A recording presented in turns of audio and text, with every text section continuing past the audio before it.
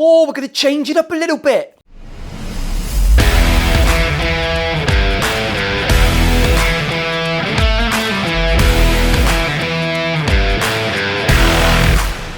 Battery exhausted, she says. I'm fucking exhausted. Right, welcome back everyone. I'm talking before I've even come on the camera. That's fine. I had a lovely Friday morning. I've had a fry up, but you don't need to know about that. This is a new project. It's a little bit unusual, so I'm just going to run through a few very quick details because I know the attention span of the average mungo, you Trevor, is very fucking short. So I'm building a guitar for me.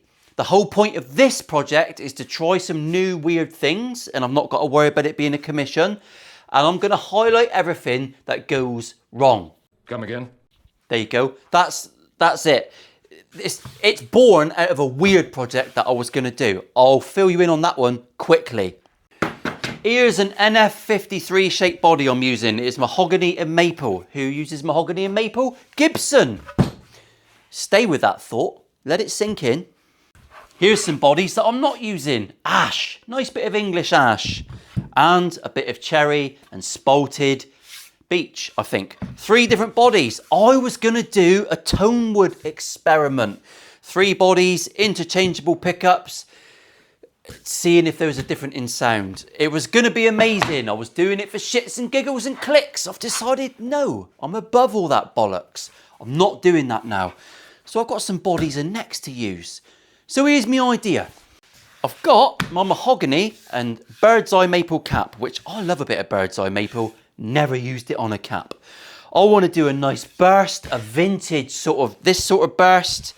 And I want to do it in nitro and I want to relic this guitar. Oh, I'm really sorry. I like relics. If you don't like relics, don't comment. Don't comment. Oh, you really want to comment and you don't bother. No one gives a fuck what you like and don't like. I'm going to have a go at relicing with nitro. It's a nightmare to do with customers' guitars because I've got to wait a month before I can touch the clear coat. This I can just do in between builds. Going to spread it out. I did make this, by the way. If you don't believe me, here's some wood processing.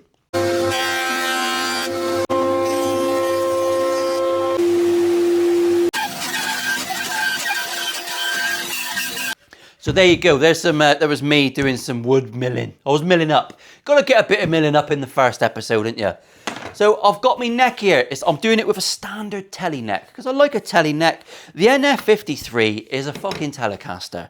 However, Mr. Reed Smith has injected a bit of secret sauce. It's a little bit offsetty. It's got a little bit of chef's kiss about it.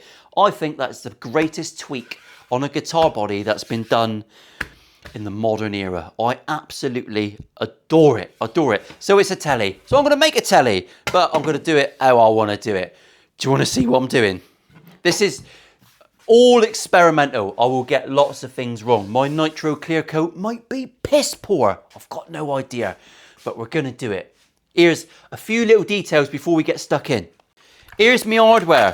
My mate Doc, this geezer, the Canadian dentist, who also makes phenomenal guitars and pickups. There's no end to his talents. Honestly, I've never come so quick. Couple of his P90s that he delivered, hand delivered to this very workshop from the Canadian peninsulas.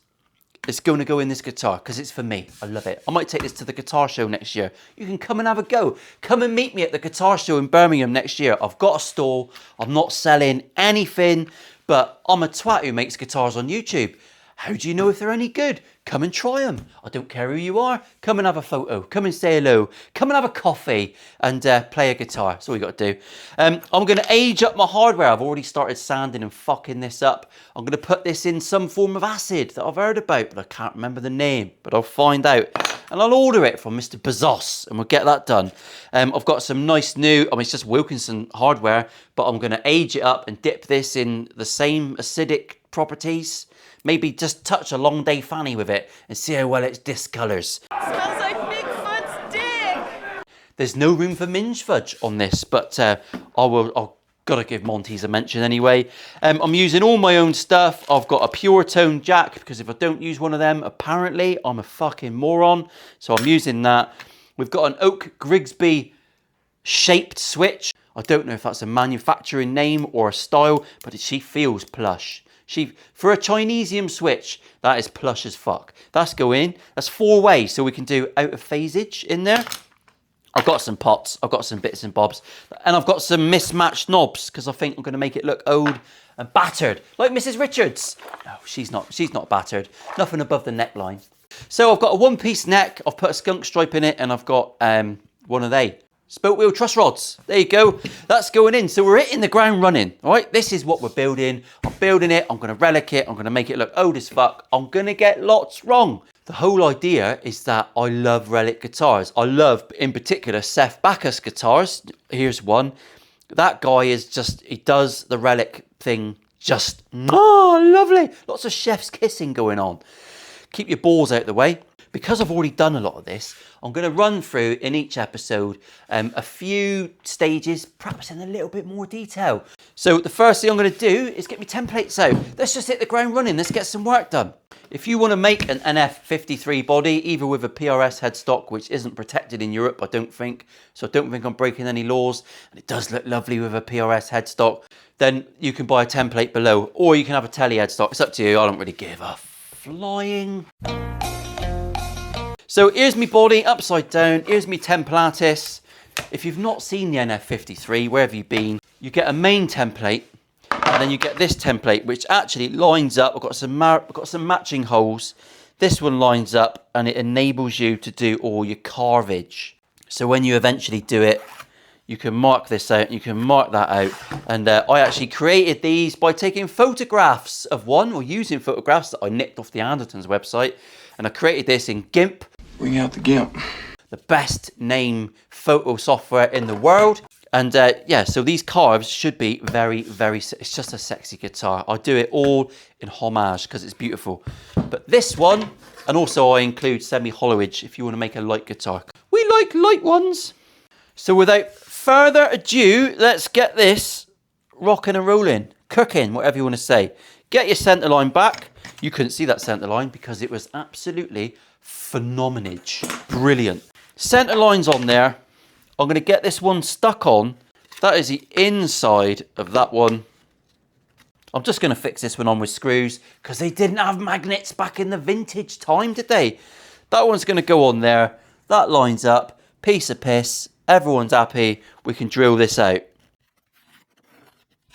This guitar has got a cap on it, so all I'm going to do is drill through till I get to my cap, and that's going to mark the top, and that should be nice and easy. I'll stop a little bit short so that we don't leave lots of little pricks in from the drill bit, because people pick that up in the comment section and they call me a prick. Believe me, gents, you're not far from the truth. Anyway, speedy uppy.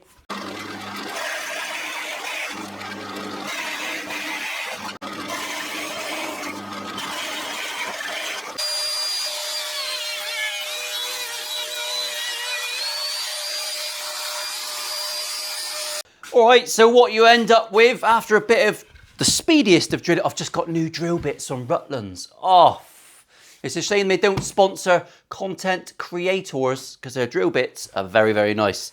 But there you go, there's our control cavity at the back, nice and large, plenty of room. Through to, I'll just touch the cap, no pointer bits, so you can all look closely and say, oh, actually, that's fine, you can have a pass for that, Paul.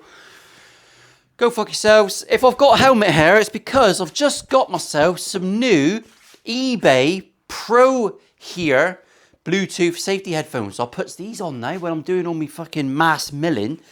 They do give me sweaty ears, but what's not to love about a moist ear? Oh, yeah, very cool. But if I get a bit of helmet hair, then there you go. Little glimpse of the helmet. Can't beat that, can you? So what's next? Before I move on to the neck, we'll do a little bit on this. And then we'll do a bit of neckage and we'll mix it up in these episodes. I want to do some carves because I think they're one of the most defining parts of this, and I think your carves need to be full wallop. I don't know if there's a belly carve on the real one, but tough shit, I'm not putting it in this one. I'm not a fan of the belly carve. I'd rather lose my belly. I'm trying hard. So I'm going to clamp this down and we're just going to manually go at it. Nurse Gladys Emmanuel. We'll get El Shinto out. And we'll clamp her down. This might be the last sight you ever get of my old bench because I'm hanging out to build a new one. No, I'm not filming it. Fuck off.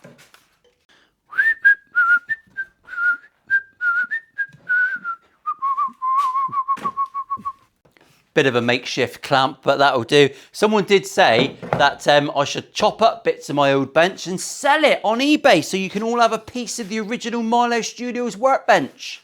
But I reckon that's probably the fucking reply that most people would give him. Right, out comes El Shinto. We're going to start rough and we're going to end up smooth. And then I might use some sandpaper for professionalism.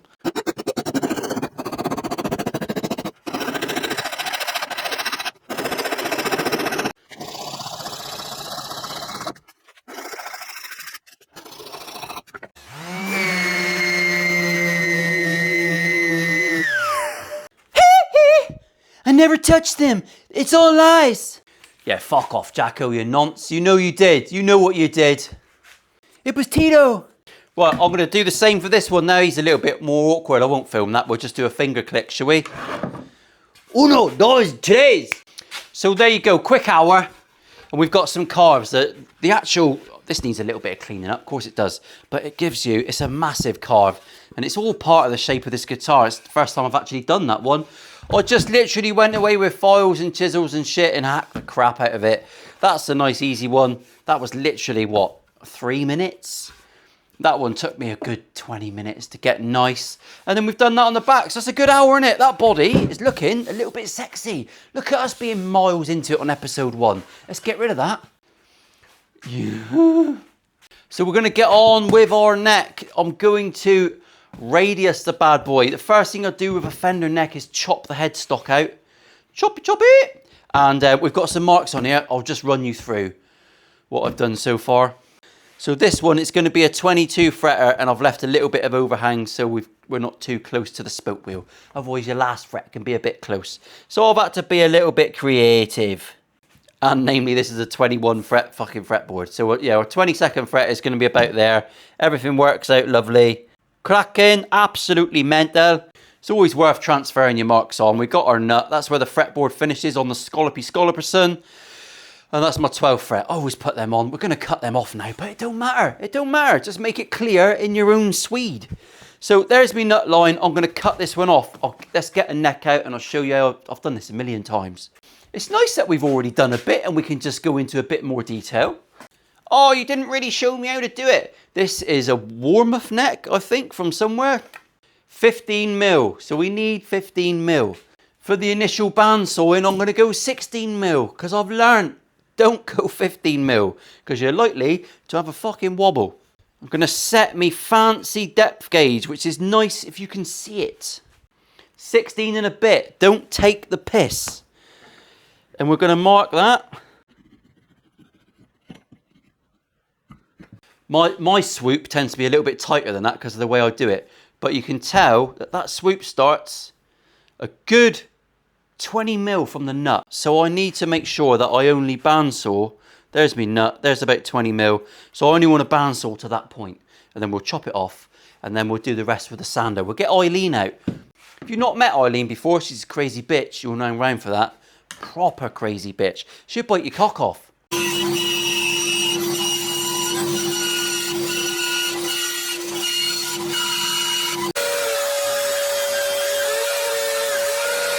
And there you go, that's the product of Eileen. She gives you a lovely little bit of a scallop. She'll give you a reach around like nothing you've ever had before. But she will probably kill you afterwards. Thank you, Eileen. So next thing we've got to do is a little bit of radiusing. What are you noticing about guitar building when it's like this? At grassroots, it's just fucking jigs and repetition and each stage. So really, when you think to yourself, I want to learn how to make a guitar. Fuck me. What a massive ordeal. But it's not. It's little pieces. It's cutting a scallop. It's putting a radius on. It's cutting fret slots. It's just each little step. It's like learning that guitar solo that you've been wanting to learn for 20 years and you've never bothered. Break it down bit by bit. It's a proper ball ache when you start making guitars because you have to come up with the way of doing the things that you want to do consistently to make a perfect guitar every time. It's not easy to learn, but you can learn it. So let's go over to the radiusing jig number 47,000, and we'll put a 12-inch radius on there because who doesn't love a fucking 12-incher? You've got to ask yourself why the fuck I got that in the cupboard. Or maybe you shouldn't.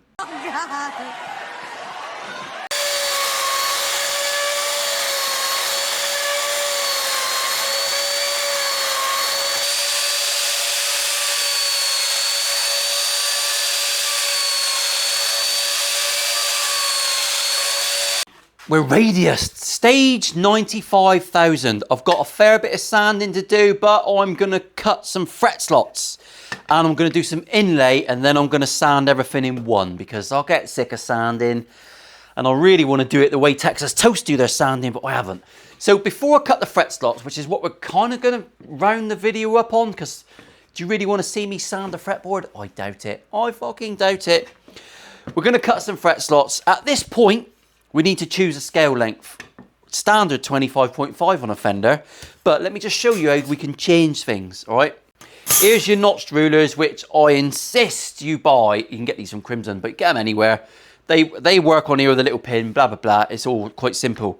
You need perfect fret slots. Don't measure them out by hand. Get some sort of jig. Even if it's not as elaborate as this, get some sort of jig that you can do it with. If your guitar don't intonate, you've wasted 25 hours to 100 hours, whatever your first one takes you. That was very serious, isn't it? So we can mark on here, look, that's where my nut is. And you can see 22 frets, and it's going to leave me a nice bit of room before I get to my truss rod adaptation. Adaptation? Adjustment, crevice, chasm, rear end chasm, knuckle sniffer.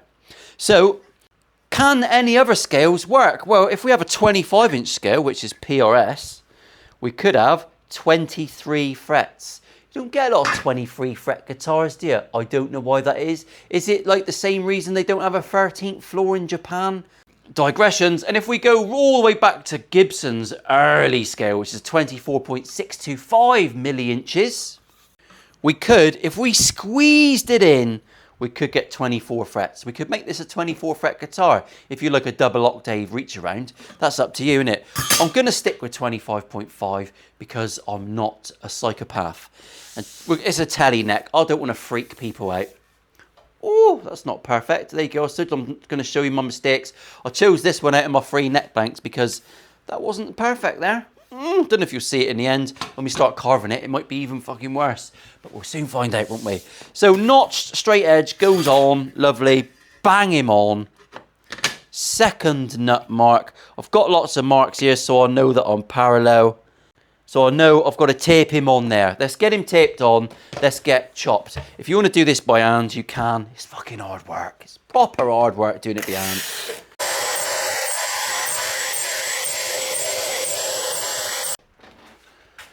There you go, fret slots. Should we, right, let's squeeze in a bit of inlay. Let's squeeze it in, because I'm going to do something a bit weird. Of course I'm going to do something a bit fucking weird.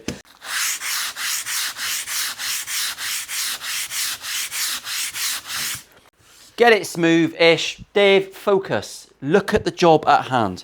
There's our inlay, all right? We're going to do lots of sanding and smoothing and rubbing and making it all beautiful. But the first thing we need to do is get some inlays done. Right, I'm going to put my inlays on the top edge because I'm a psycho.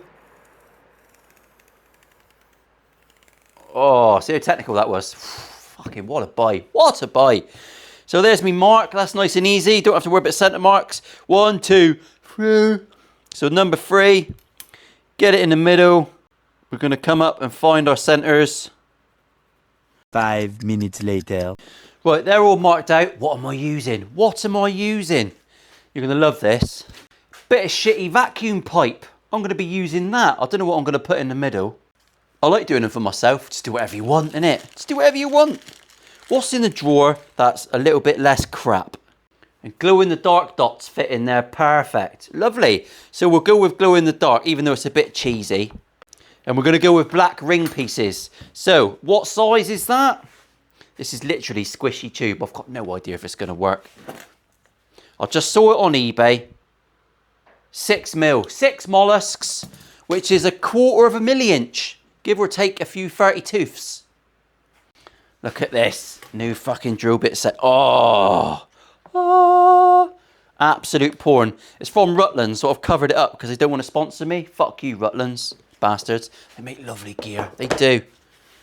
Right, here's me marks. Look, I'm going to make sure I'm happy with me centres and I'm just going to ding them.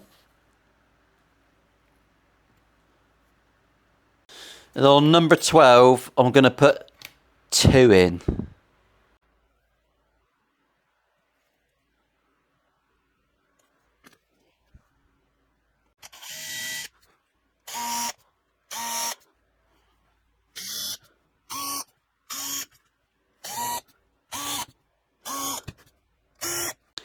Handsome, lovely and easy. Now on the top, well, there's nothing on there. I'm going to draw a line which is just lower than my fret slots. Just a little bit lower. And that's where my dots are going to go for me side dots. And I've got some 2mm black pokey bummies here, which we'll be using on the top. 2mm. Always put your drill bits back. Put them back.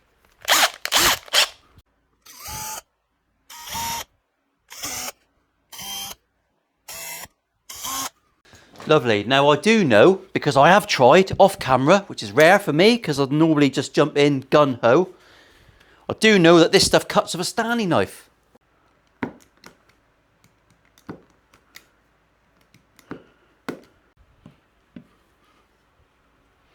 Well, it fits. Let's glue it in.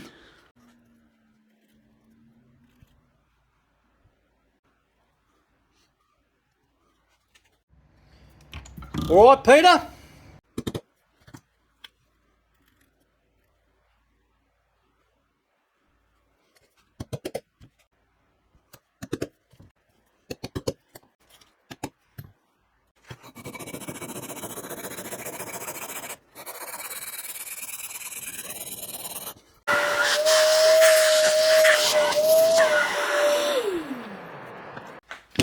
Right, and that is it. There's your end of your speedy uppy. That's all you're getting. That's it for the episode.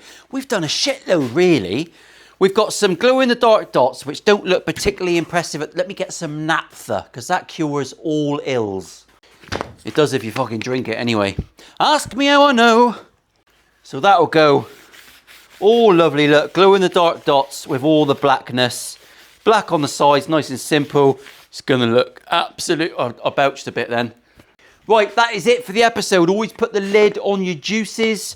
Give everyone a fucking special wave. Be nice to everyone. Look out for your friends. All that moral stuff that I try to convey that I don't possess personally.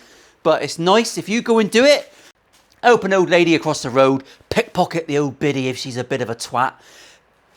That was bad advice. I'll see you next week when we're going to make this... part of this. I think this might be the sexiest telly I've ever made. It's going to look absolutely disgusting. We've got to make it dirty. I've got to get it all grimy and disgusting. I'm just thinking to myself, I'd love it if Danish Pete demoed this. Let's see what we can do. Hopefully, he doesn't think I'm a knob. See you later.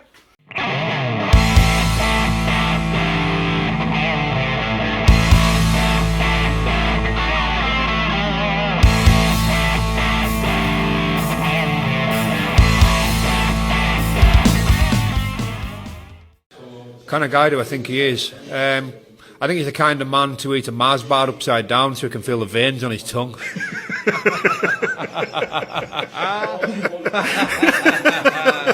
Yeah.